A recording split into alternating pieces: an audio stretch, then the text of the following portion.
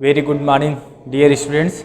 Today we are going to start our new chapter, chapter number 1, Accounting for Not for Profit Organization. आज हम नया chapter जो हमारे book का chapter number 1 है, accounting for not for profit organisation, जिसको हम बोलते हैं non profit organisation, short form में क्या राइट करते हैं, एनपीओ के बारे में स्टडी करेंगे। सो देखिए, सबसे पहले एनपीओ का मतलब आपका वही जो आपने सुना होगा, एनजीओ नाम आपने सुना होगा, तो वही एनपीओ है आपका, एनजीओ। तो देखिए क्या होता है बेसिकली। सबसे पहले आज के लेक्चर में हम बेसिकली इसके इंट्रोडक्शन, कौन कौन से अकाउंट्स हम प्रिपेयर करेंगे उसके बारे में स्टडी करेंगे। तो देखिए आपका एनपीओ शॉर्ट फॉर्म में मैं एनपीओ राइट करूँगा।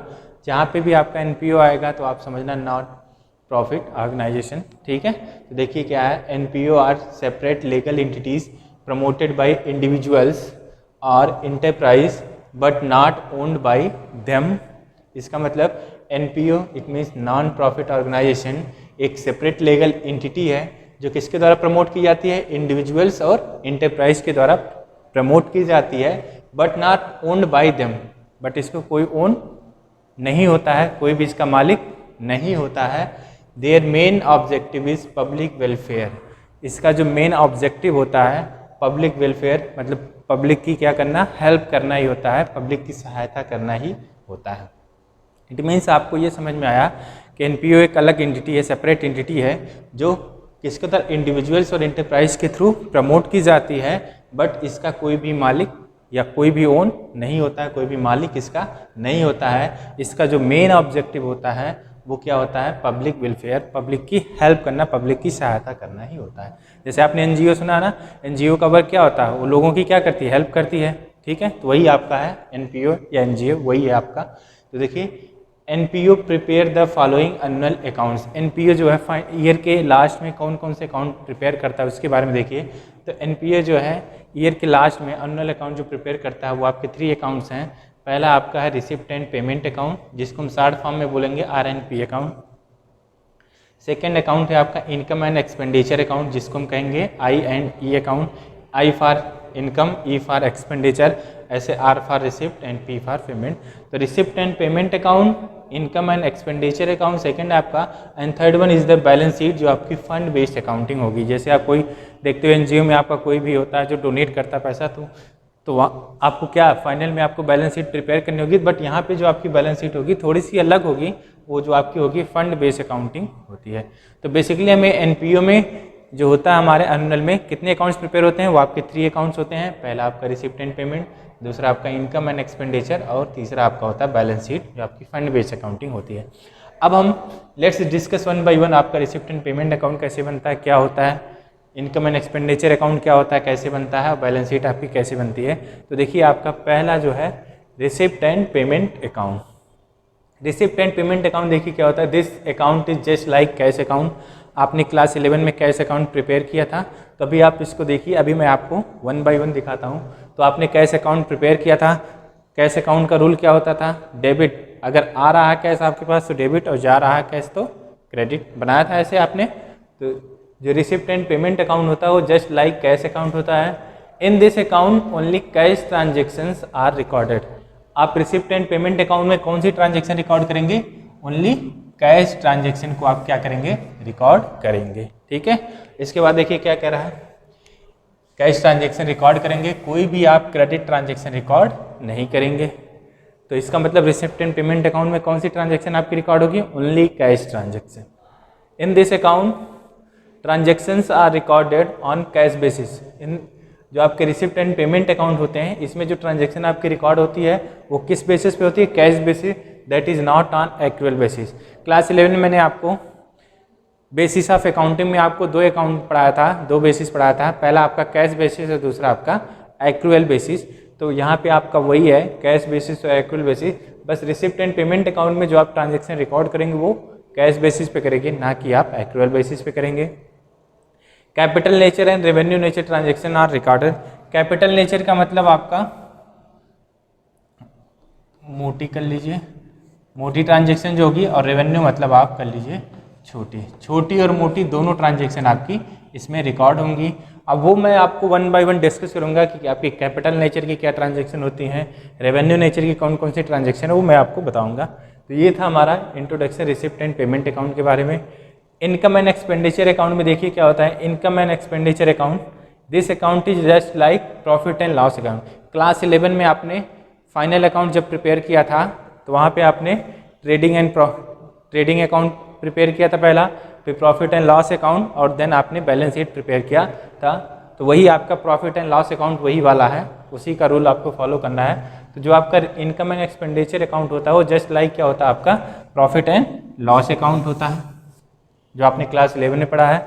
इन this account both cash as well as credit transactions are recorded. Income and expenditure account में आपके कैश और क्रेडिट दोनों ट्रांजेक्शन क्या होंगे, रिकॉर्ड होंगे। In this transaction are recorded on accrual basis. Income and expenditure account में जो भी ट्रांजेक्शन आप रिकॉर्ड करोगे वो किस बेसिस पे रिकॉर्ड करोगे, एक्रुअल बेसिस पे, ठीक है। Only revenue nature transactions are recorded, that is no capital nature transactions are recorded. It means आपको इनकम एंड एक्सपेंडिचर अकाउंट में कौन सी ट्रांजेक्शन रिकॉर्ड करनी है, केवल रेवेन्यू नेचर। रेवेन्यू नेचर मतलब छोटी ट्रांजेक्शन रिकॉर्ड करनी है और आपकी कैपिटल नेचर की ट्रांजेक्शन नहीं रिकॉर्ड करनी है। तो देखिए इसके आगे मैं आपको ज़रा समझा दूं कि आपका होता क्या ये रिसिप्ट एंड पेमेंट अकाउंट और इनकम एंड एक्सपेंडिचर अकाउंट। तो देखिए रिसिप्ट एंड पेमेंट अकाउंट जो होता है आपका वो जस्ट लाइक कैश अकाउंट होता है। और कैश अकाउंट देखिए,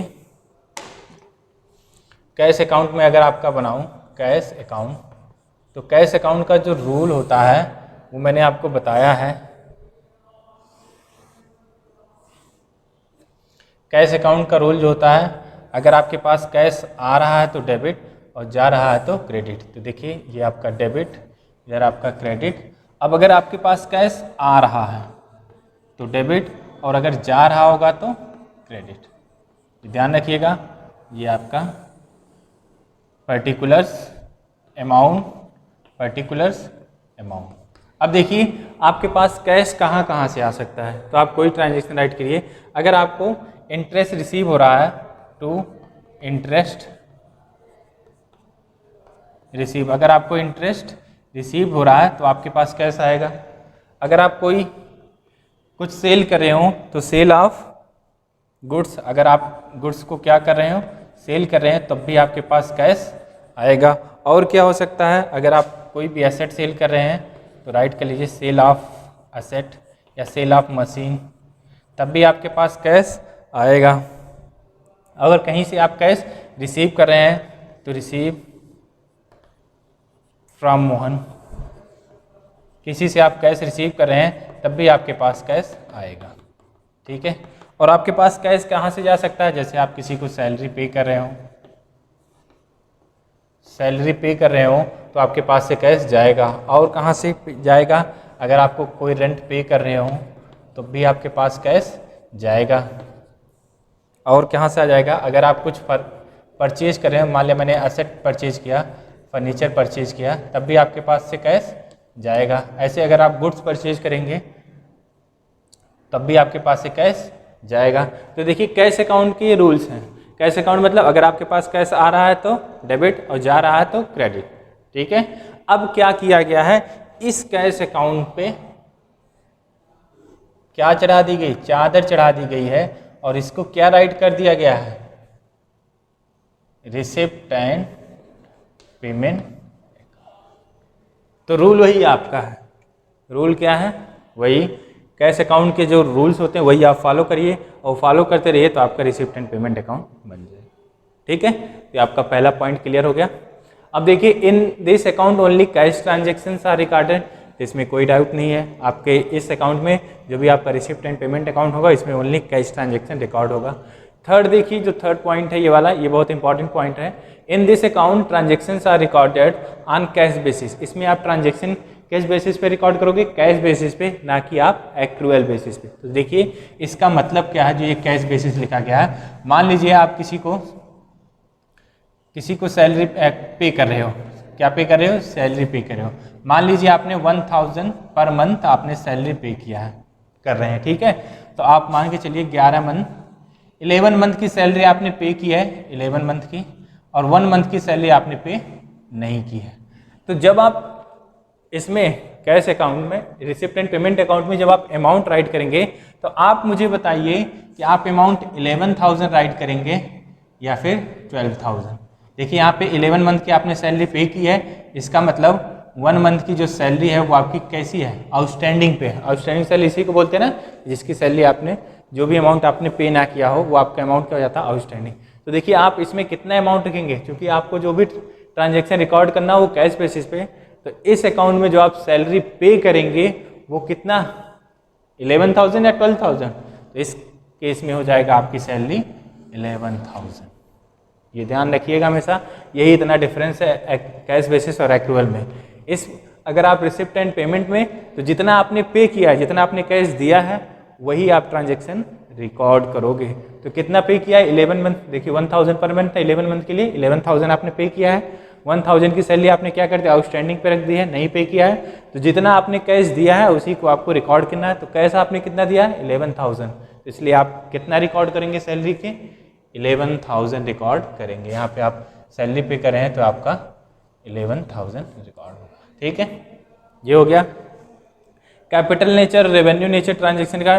तो कैपिटल मतलब मोटी और रेवेन्यू मतलब छोटी। तो देखिए जैसे आपको इंटरेस्ट रिसीव हुआ, ये देखिए आपको इंटरेस्ट क्या हुआ, रिसीव हुआ। तो जो आपको ये इंटरेस्ट रिसीव हुआ ये आपकी कौन सी ट्रांजेक्शन है, रेवेन्यू नेचर की ट्रांजेक्शन है, छोटी ट्रांजेक्शन है। सेल ऑफ गुड्स, अगर आप गुड्स डेली सेल करते हो तो ये भी आपकी रेवेन्यू। बट अगर जो आपकी ये मशीन है ना, जो आपकी मशीन है, जब आप कोई एसेट सेल करते हो तो ये जो ट्रांजेक्शन होती है वो आपकी कैपिटल नेचर की ट्रांजेक्शन होती है। कुछ कैश आपने रिसीव किया है, ठीक है। तो इधर देखिए जो आपने पे किया है, सैलरी पे करते हैं तो ये भी आपकी रेवेन्यू, रेंट भी आपका रेवेन्यू। और फर्नीचर परचेज किया है तो ज़्यादा पैसा खर्च होगा तो ये आपकी कैपिटल नेचर की ट्रांजेक्शन होंगी। तो ऐसे ही आप रिकॉर्ड करेंगे। इसका मतलब अगर आप कुछ कैश आ रहा है तो आपका डेबिट साइड और जा रहा है तो क्रेडिट साइड। अब उसमें आपको रेवेन्यू और कैपिटल नेचर की ट्रांजेक्शन रिकॉग्नाइज करनी है। जो आपकी छोटी ट्रांजेक्शन होंगी वो आपकी रेवेन्यू नेचर, जो बड़ी ट्रांजेक्शन होगी वो आपकी मोटी। अभी आगे चल के मैं आपको कैपिटल रेवेन्यू नेचर में जो ट्रांजेक्शन आते हैं उसको भी मैं आपको राइट करवाऊंगा। तो ये देखिए पूरा कंप्लीट इंट्रोडक्शन हो गया आपका रिसिप्ट एंड पेमेंट अकाउंट का। अब देखिए इनकम एंड एक्सपेंडिचर अकाउंट, तो मैं आपका देखिए यहाँ पे और फिर यहाँ पे आप टोटल कर लेते थे तो होता ही था। अब मैं आपको दिखा रहा हूँ जो दूसरा अकाउंट आपका है P&L अकाउंट। तो देखिए आपका P&L अकाउंट है।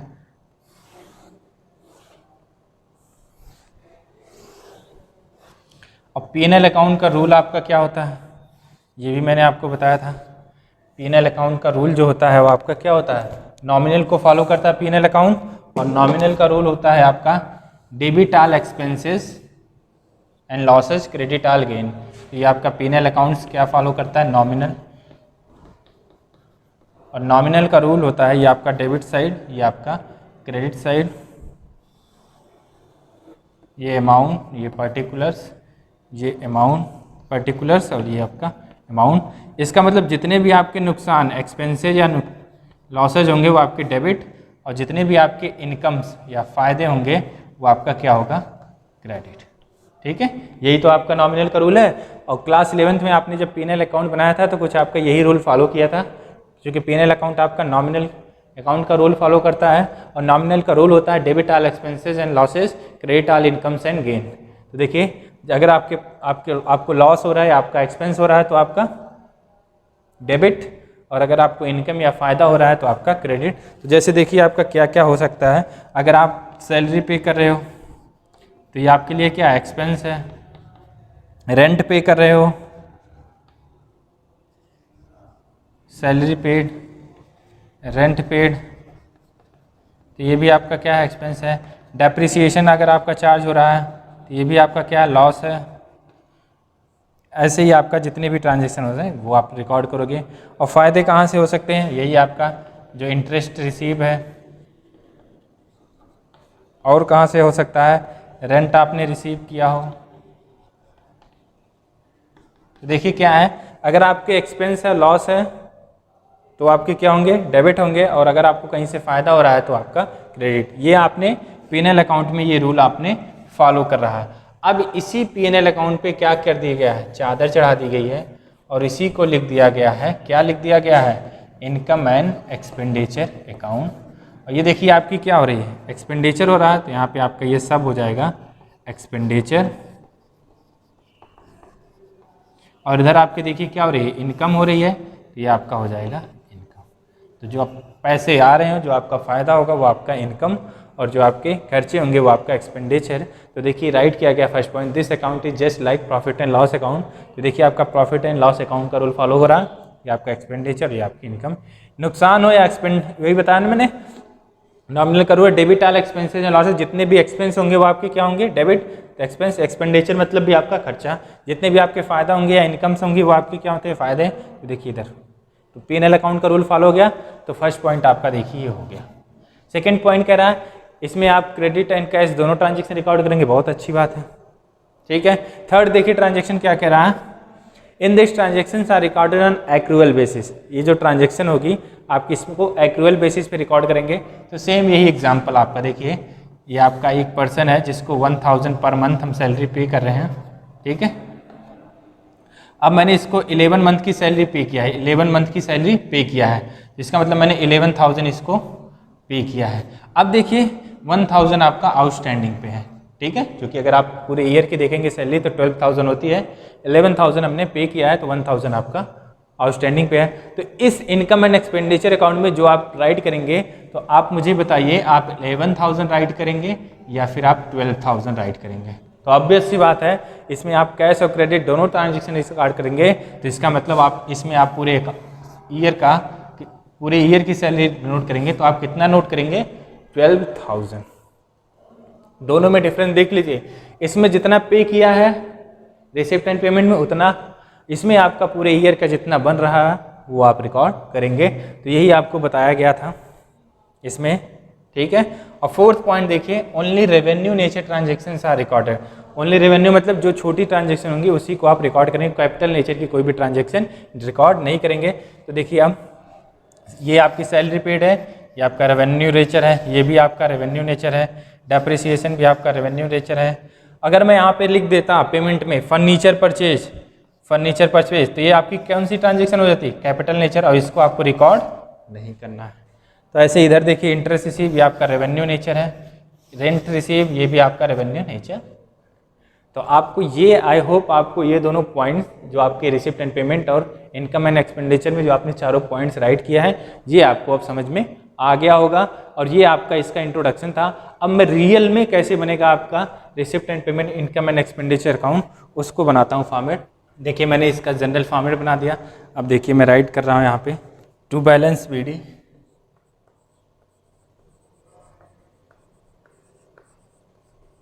आपको गिवन होगा, ये राइट कर लीजिएगा।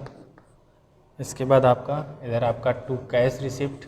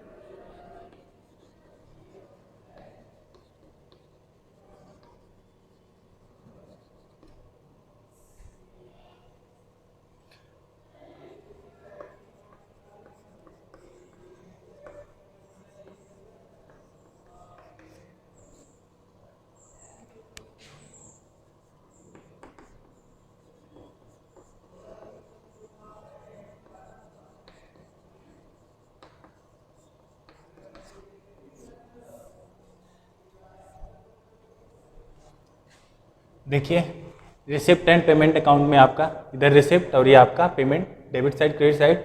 सबसे पहले आपको बैलेंस गिवन होगा, तो आप ये balance to balance brought down. अगर आपका बैंक ओवरड्राफ्ट गिवन होगा तो आप बैंक ओवरड्राफ्ट का बैलेंस इधर राइट करेंगे।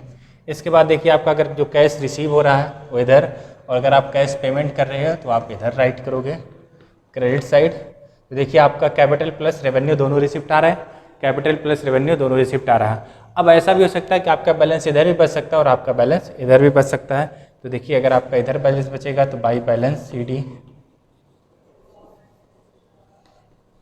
ये आपने बैलेंस बच गया, और इधर आपका बैलेंस बच रहा है तो बाई, तो आपका हो जाएगा to balance brought down balance carry down, और ये आपने राइट कर दिया। और अगर आपका डेबिट साइड बैलेंस बचेगा तो ये आपका बैंक ओवरड्राफ्ट होगा।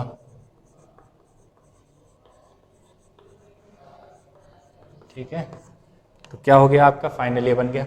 आप टोटल करेंगे तभी आपको पता चलेगा दोनों साइड आपका बैलेंस बचेगा। टोटल करने के बाद आप दोनों साइड जब टोटल कर लेंगे तब आपको पता चलेगा कि आपका बैलेंस इधर बच रहा है आपका या फिर आपका इधर।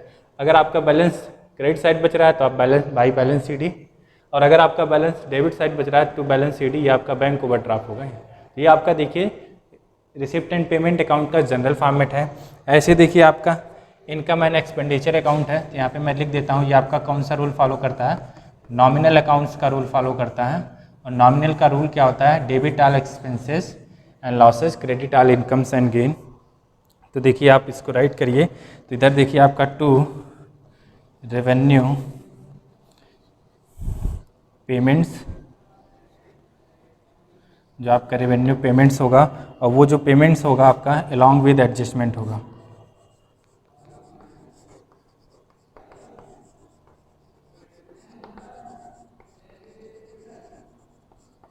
ठीक है, ये आपका बैलेंस हो गया। इधर आपका बाय रेवेन्यू रिसिप्ट जो आपका रिसीव होगा,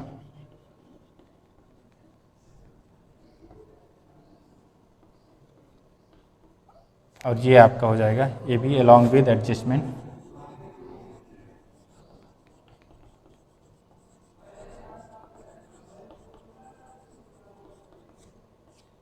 ये हो गया आपका। इसके बाद आपका क्या हो जाएगा, कोई भी अदर एक्सपेंसेस है तो टू अदर एक्सपेंडिचर्स,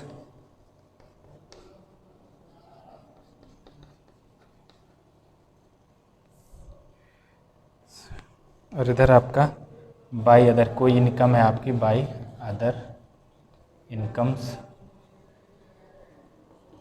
वो भी आपने राइट कर दिया। अब आपका किधर भी बैलेंस बच सकता है, अब आप टोटल करेंगे, किधर भी आपका बैलेंस बच रहा है ये देखिए आपने टोटल कर दिया, ये आपने इधर भी टोटल कर दिया। अब आपका किधर भी बैलेंस बचेगा, अगर आपका इधर बैलेंस बच रहा है तो बाई डेफिसिट,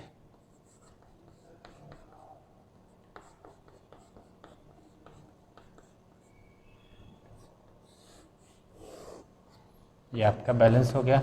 और अगर इधर बच रहा आपका बैलेंस तो टू सरप्लस, टू सरप्लस, ये आपका बैलेंस। तो ये आप देखिए रिसिप्ट एंड पेमेंट अकाउंट और general income and expenditure account का जनरल फॉर्मेट है। अब देखिए इन दोनों अकाउंट्स में अगर किसी को क्या डिस्टिंग्विश करना आ जाए, अगर आपको कैपिटल और रेवेन्यू नेचर, जो आपके कैपिटल नेचर हैं और आपके रेवेन्यू रिसिप्ट हैं, कैपिटल पेमेंट्स और रेवेन्यू पेमेंट्स हैं, या आप रिसिप्ट नहीं इसको पेमेंट कर लीजिए, ये रेवेन्यू पेमेंट है क्योंकि आपकी पेमेंट साइड चल रही है।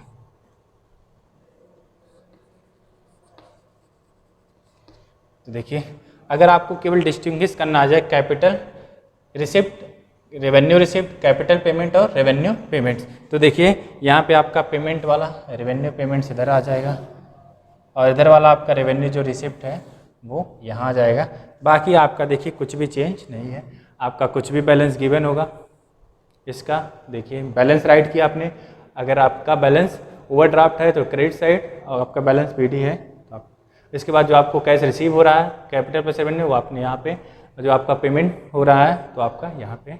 उसके बाद आप दोनों साइड का टोटल करेंगे, किधर भी आपका बैलेंस बचेगा तो देखिए बैलेंस ऐसे इधर देखिए जो आपको पेमेंट कर रहे हैं, जो आपके एक्सपेंस हो रहे हैं वो आपका यहाँ पे, जो रिसिप्ट हो रहा है वहाँ, वो भी कौन सा रिसिप्ट, रेवेन्यू, रेवेन्यू रिसिप्ट और रेवेन्यू पेमेंट। और उसके बाद जो और कोई एक्सपेंडिचर है तो यहाँ पे, और कोई भी इनकम है तो यहाँ पे। अब आप दोनों साइड टोटल करेंगे, अगर आपका बैलेंस इधर बच रहा है तो बाई डेफिसिट, और अगर आपका बैलेंस इधर बच रहा है तो टू सरप्लस। और देखिए इन दोनों में अगर आपको कैपिटल और रेवेन्यू रिसिप्ट, कैपिटल पेमेंट और रेवेन्यू पेमेंट डिस्टिंग्विश करना आ जाए तो देखिए जो आपके रेवेन्यू पेमेंट्स आप यहाँ राइट कर दीजिए, जो आपके रेवेन्यू रिसिप्ट हैं वो आपको यहाँ राइट कर दीजिए तो आपका काम फिनिश हो जाएगा। देखिए इनकम एंड एक्सपेंडिचर अकाउंट का फॉर्मेट। तो ये था हमारा receipt and payment account and income and expenditure account के बारे में इंट्रोडक्शन, और ये इसका जनरल फॉर्मेट।